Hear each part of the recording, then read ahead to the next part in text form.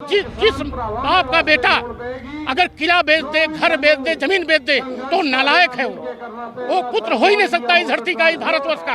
मेरा ये कहना है कि आपकी नीतियां बहुत ही गलत है। आपने कहा ट्रेन नहीं बिकेगी, ट्रेन आपने बेच दिया।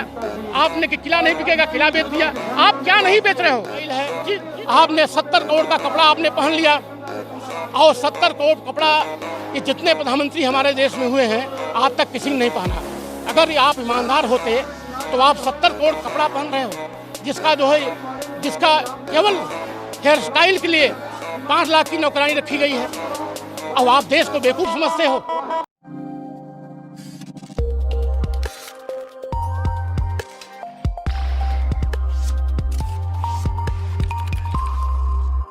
सौगात तो जब से गवर्नमेंट बनी है अभी जनता को नहीं मिला है। केवल एक ही सौगात मिला है, जो झूठ बोलने का। केवल झूठ की गवर्नमेंट है, झूठ बोल रही है और जनता जनार्दन मालिक है इस देश की। डेमोक्रेसी प्रजातंत्र हमारा देश है, जो कि प्रधानमंत्री जी ये समझ रहे हैं कि हम जीवन भर प्रधानमंत्री रहेंगे। लेकिन मैं आपको एक बात बताना चाहता हूं कि हिटलर जैसा जर्मनी का शासक, उन्होंने पूरे देश को जिस तरीके से मोदी जी कर रहे हैं उसी तरीके से हिटलर ने किया था जर्मनी में, लेकिन जनता ने दौड़ा के मार दिया था। उसके बाद तब जर्मनी का विकास हुआ, चाहे सांस्कृतिक क्षेत्र में हो चाहे आर्थिक क्षेत्र में हो। क्योंकि ऐसे शासक किसी भी देश में अगर शासन करते हैं तो जनता का बहुत बड़ा नुकसान है। जो शासक जनता की बात नहीं सुनता है वो शासक जो शासन करने लायक नहीं है। तो मैं यही कहूँगा प्रधानमंत्री जी से, आप नए वर्ष में जो आपने गलती किया है अभी भी सुधारने की जरूरत है। अगर आप सुधार लेते हैं, नहीं तो आपका नाम काले अक्षरों में लिखा जाएगा।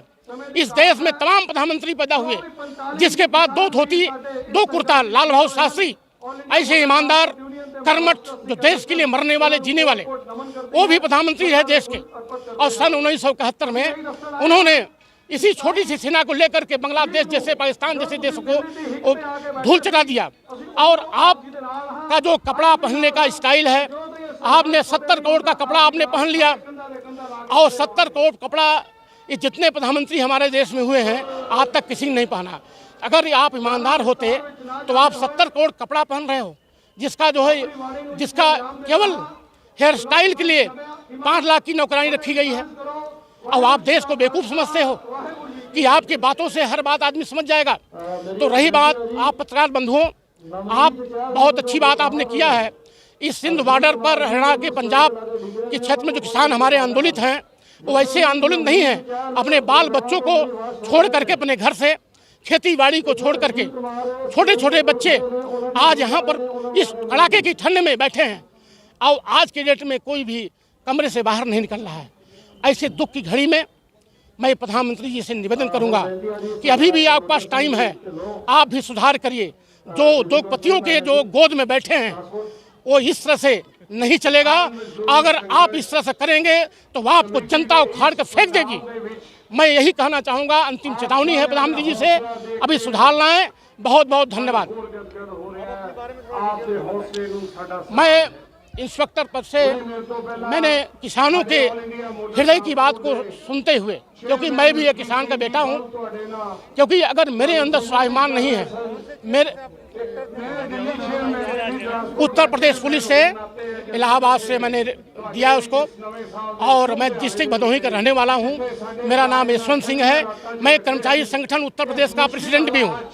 लेकिन उन्होंने हौसले देख के आज ਇਹ ਨਾ ਹੁੰਦਾ ਹੈ ਕਿ ਅਸੀਂ ਕਿਸ ਗੁਰੂ ਦੇ ਪੁੱਤਰ ਹਾਂ ਤੇ ਕਿਸ ਤਰ੍ਹਾਂ ਅਸੀਂ ਹਮ ਆ ਕੇ आज 1 महीने तो भी ज्यादा हो गया, लेकिन सारे हौसले में फर्क नहीं है। देखिए मेरे बंधु, आप पत्रकार, आपने बहुत बड़ी बात कहा है।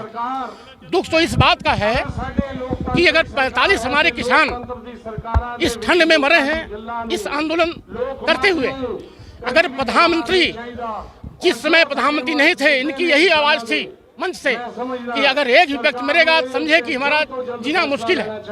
अगर 45 मर गए, अगर उनको नींद नहीं खुल रही है, इसका मतलब हमारे देश का प्रधानमंत्री है ही नहीं, वो इस देश का प्रधानमंत्री है ही नहीं, क्योंकि किसान मर रहे हैं तुमको पता नहीं है और तुम उद्योगपतियों के हाथ में हाथ डाल करके इंजॉयमेंट कर रहे हो, कहीं कहीं नई नई दाढ़ी बढ़ा घूम रहे हो, कहीं पुस्तक ले घूम रहे हो। ये तो बहुत ही गलत बात है। अभी भी मैं प्रधानमंत्री से निवेदन करूंगा कि अगर आपको देश के प्रति आस्था है, अगर देश के आप सच्चे नागरिक हैं, तो आप किसानों की बात को सुनिए और तत्काल अध्यादेश लाइए संसद के अंदर और इसको तत्काल खारिज करिए। और जैसे देश चल रहा था, जिस प्रकार से कानून एक्ट बने थे किसानों के प्रति, वही बेहतर था। अगर ये बेहतर था तो किसान आंदोलित क्यों है, सवाल ही उठता है। वो इसलिए आंदोलित है क्योंकि आपकी नीतियां बहुत ही गलत है। आपने कहा ट्रेन नहीं बिकेगी, ट्रेन आपने बेच दिया। आपने कि किला नहीं बिकेगा, किला बेच दिया। आप क्या नहीं बेच रहे हो? जिस आपका बेटा अगर किला बेच दे, घर बेच दे, जमीन बेच दे, तो नालायक है वो पुत्र हो ही नहीं सकता इस धरती का, इस भारतवर्ष का। मेरा ये कहना है। अभी जो बात हुई थी किसान उसमें कृषि मंत्री कह रहे हैं कि 2 मुद्दों पर सहमति बन गई है। 4 तारीख को फिर से मीटिंग होगी और इस बार शायद ये आंदोलन। मैं ये कहना चाहता हूँ, जो कृषि मंत्री जी हैं, कभी उन्होंने हल नहीं पकड़ा। वो एसी में पैदा हुए, एसी में खड़े हैं, उनको समझ नहीं आ। सत्ता के मत में जो चूर हैं, एक दिन यही जनता लात मार के सत्ता से निकालेगी 2024 में। इनको समझ नहीं आ रहा कृषि क्या होती है। कभी मेड़ में घूमे हैं, कभी खेत में कभी बीज डाला है, कहीं पानी लगाया है, उनको ज्ञान है? उनको क्या ज्ञान है? ये जनता की आवाज को समझ नहीं पा रहे हैं। इतना शर्म नहीं है उनको? इस देश में आप हो। इन्हां गल्लां दे नाल मैं अपनी हाज़री अपने चरणा चलांदे होए ਇਹੋ ਹੀ कहना कि जल्द गुरु महाराज कृपा करन ते मसला हल होए और तुसी सब अपने घरां नूं जा सको। वाहिगुरू जी का खालसा, वाहिगुरू जी की फतेह। देखिए मेरे मित्र, आप मत डरिए। जब मैं यहाँ करके यूपी से यहाँ नहीं डरा, तो आप तो पत्रकार हैं, आपको पावर है, आपको डरने की जरूरत नहीं है। आप सही को सही दिखाइए और गलत को गलत दिखाइए। मैं आपसे निवेदन करूंगा कि जिंदा इंसान वो नहीं है जो गलत को गलत ना बोले। जिंदा रह के गलत नहीं बोल रहा है, अगर सही नहीं बोल रहा है तो मरा हुआ इंसान है।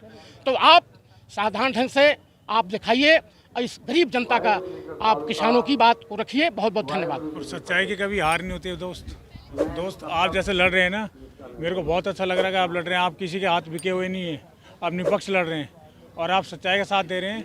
सच्चाई का साथ दोगे तो आगे तक चलोगे और इन लोगों का साथ दोगे तो ज़्यादा नहीं चलोगे। जैसे आप बोल रहे हैं, अगर तो आप दूसरों का साथ देते तो आप के बारे में भी ऐसे बोला जाता, बट आप सच्चाई के साथ दे रहे हो, आप लॉन्ग लाइफ चलेंगे।